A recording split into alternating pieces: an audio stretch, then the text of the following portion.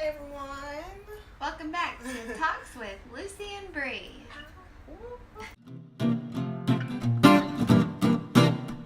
Chapter 4 was Catch Those Thoughts. It's about the ability to quiet your mind, focus your attention on the present issue, capture your thoughts, and dismiss the distractions that come your way. And she says that that's an excellent and powerful ability because these days we've trained our minds out of that. But it's important to become quiet and not think. Or to, when you have a negative thought, to, like she says, catch them so you can evaluate it and see what it's about, but try not to dwell on it. Right.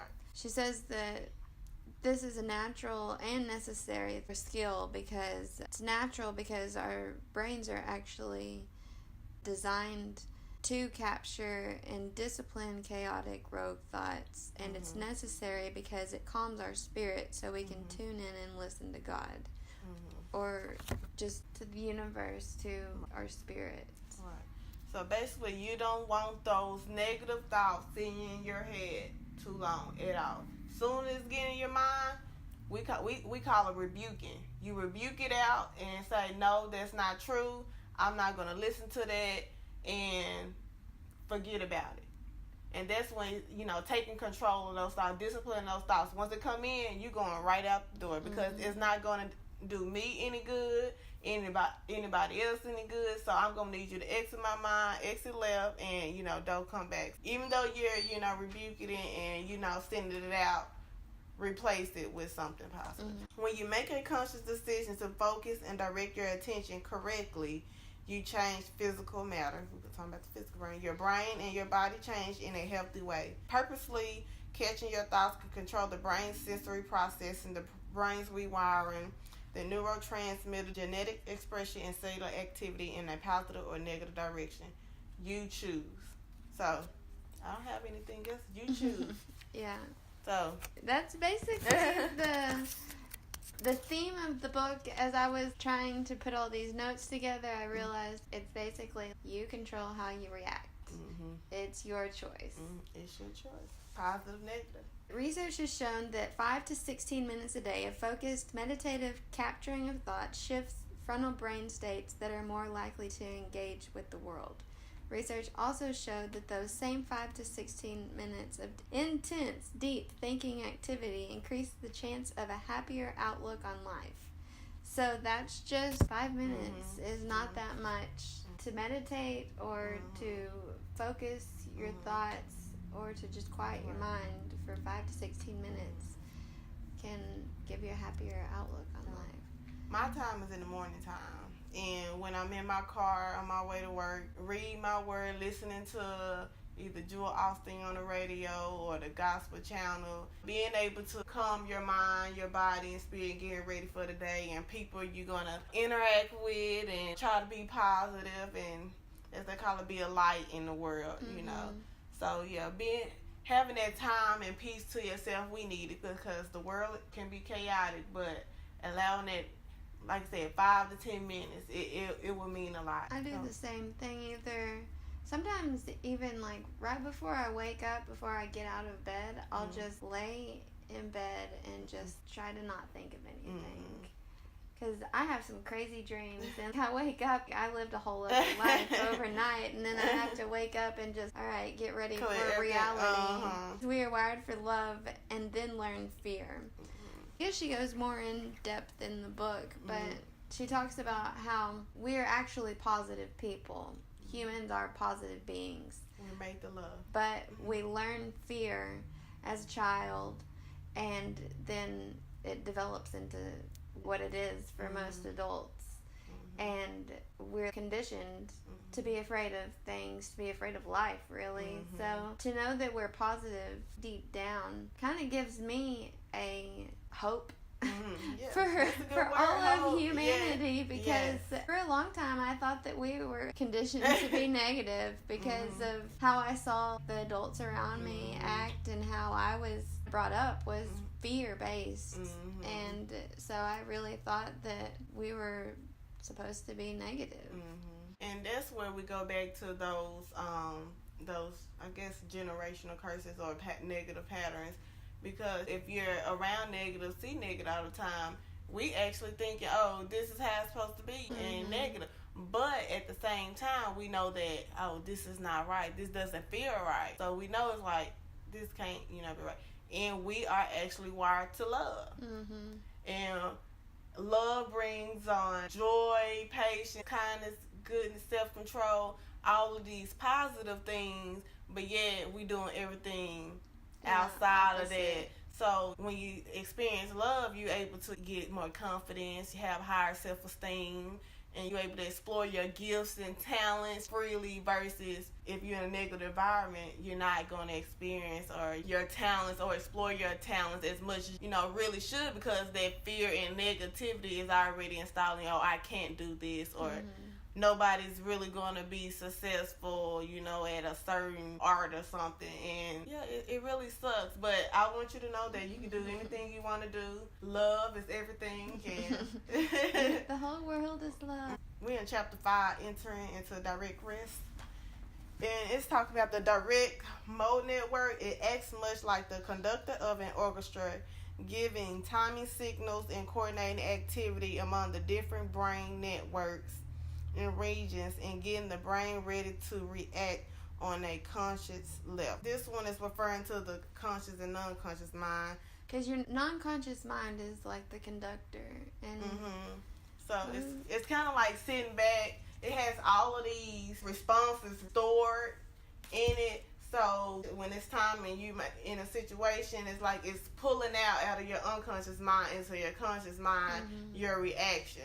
So if you had an experience, then your brain's like a computer, and it stores, this happened to me, so the next time it happens, this is what I'm going to do. This is how I need to react to it. But you have a choice of how you actually react to it. So you can let your non-conscious mind take over, or you can react in the situation as if it was the first time and you've never been hurt. Right. Because not every situation, actually, no situation is the same.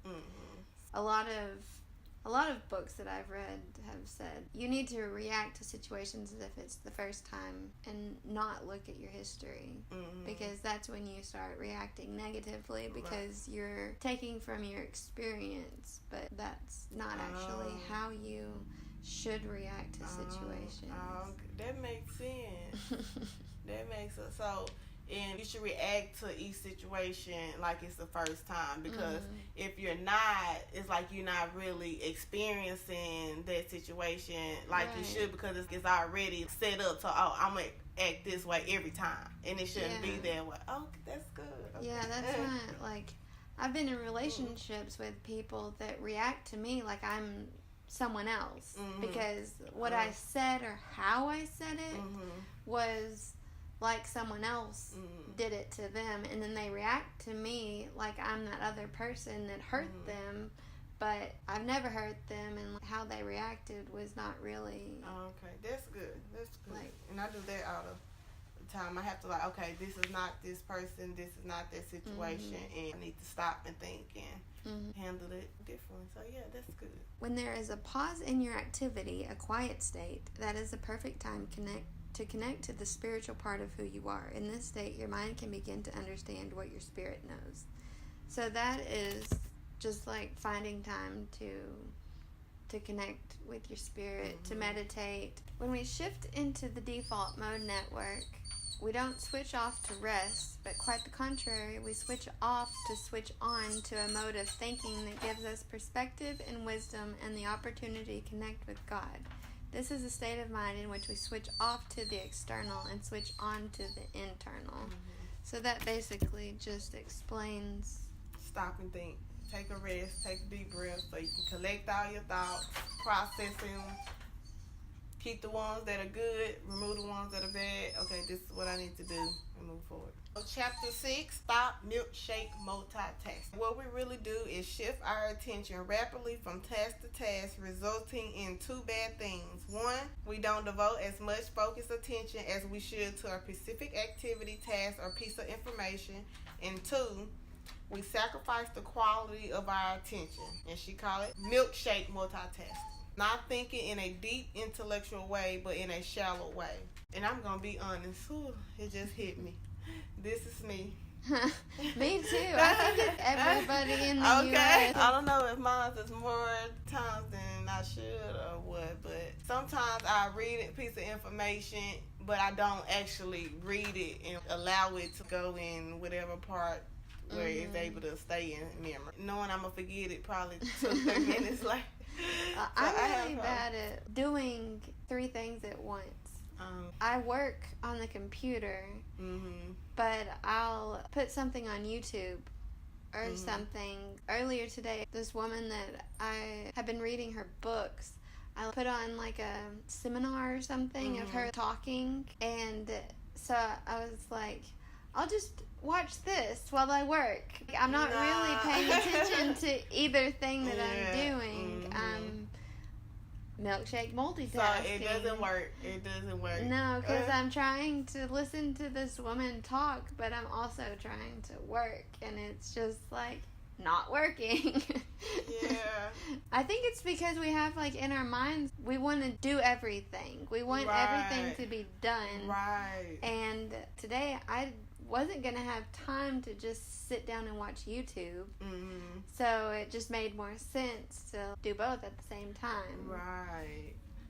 I think I was thinking about texting, Oh, you need to focus on driving. But you're like, oh, but I can text it. I can get this done while you're in the midst of driving, but you really shouldn't, do that. There are a lot of things. Or like eating and doing things.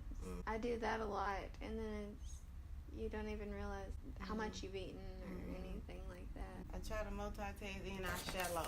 And I don't even have to be multitasking. So I'm going to work on it. Chapter 7, Thanking God and the Quantum Physics Brain. So this is when she starts getting into the details about the quantum world, where we got a little confused yesterday. She says there is the sensory world of our 5 senses, and there is the world of electromagnetism and the atom, and then there is the subatomic quantum world. So the quantum world is teeny tiny world that's smaller than an atom. You can read that scientific stuff, but it makes sense when you read it. But yeah.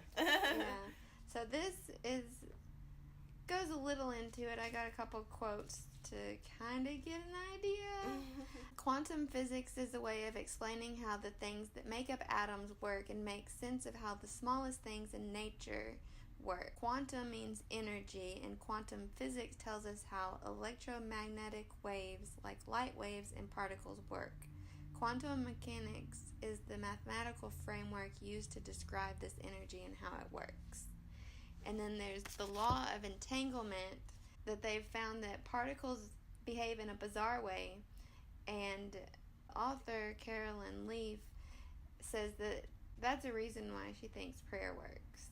And they have found that we're capable of impacting each other's minds and brains even when sensory signals, the 5 senses, electromagnetic signals, mirror neurons, and intellect activity have all been removed. So in the book she explains that they put 2 different people in a Faraday cage, so there's no way that they can see each other. I think it's kind of like a vacuum.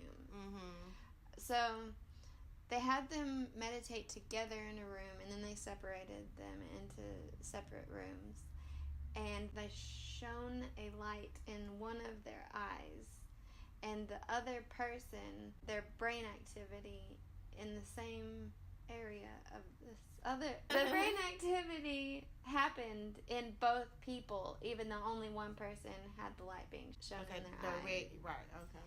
Because they had been meditating together, that's the only explanation, is that they were connected together before, because then she goes on to say that they haven't been able to find, if you don't have a relationship or somehow connected to a person, then you can't affect their brain.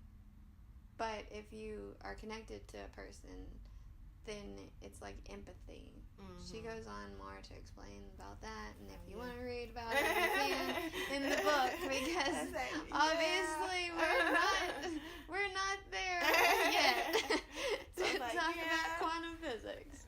So we try to understand as much as we can. Still chapter 8, the science of thought. And it has 3 levels. It's non-conscious, metacognitive. 90 to 99% of mind action is in the non-conscious mind. So that's the thinking and thought building. The conscious cognitive is up to 10% of the mind action, controlled by the non-conscious. And symbolic action, 5 senses, how you express internal to the external. And I have this quote I'm going to read. The non-conscious mind is where 99.9% of our mind activity is. It is the root level that stores the thought with the emotions and perceptions, and it impacts the conscious mind and what we say and do. Everything is first a thought.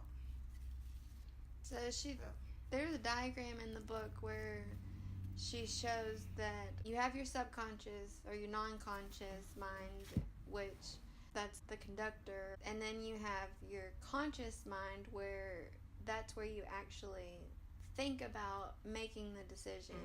And then your symbolic action is when you actually do it in the real world. Right. When you understand the power of your thought life, you really begin to get a glimpse of how important it is to take responsibility for what you are thinking. Thinking is a powerful creative force, both a blessing and a curse, and should not be taken lightly. They're pretty much straight to the point.